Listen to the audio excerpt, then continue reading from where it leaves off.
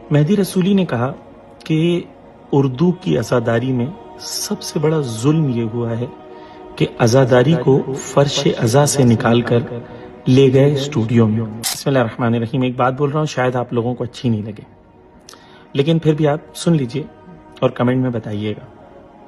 میں ایران میں ایک نوحہ خان ہے مہدی رسولی، ان سے میں ملنے گیا تھا۔ جب میری ان سے ملاقات ہوئی تو انہوں نے ایک مجھ سے بات کہی، میرے دل پر بہت وہ بات لگی۔ میں چاہتا ہوں آپ بھی سنیں اور بتائیں کہ آپ کو کیا لگتا ہے۔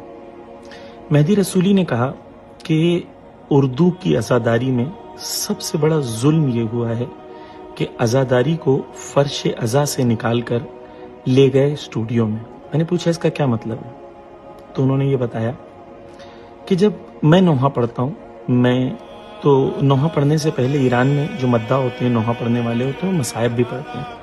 تو وہ کہتے ہیں کہ میں مصائب پڑھتا ہوں 15-20 منٹ تو میں روتا ہوں، پھر وہ مصائب سن کے 2000 5000 20000 50,000 لوگ روتے ہیں۔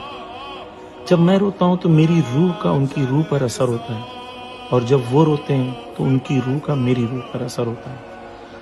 اب جب میں نوحہ شروع کرنے جا رہا ہوں تو میری روح ان روحوں سے وصل ہو جاتی ہے، جوائن ہو جاتی ہے، اور ہم سب کے اوپر عشق امام حسین کا جنون طاری ہوتا ہے، اور ہم اس غم کو محسوس کرتے ہیں، اور وہ غم کو محسوس کرنے کے بعد نوحہ پڑھتے ہیں۔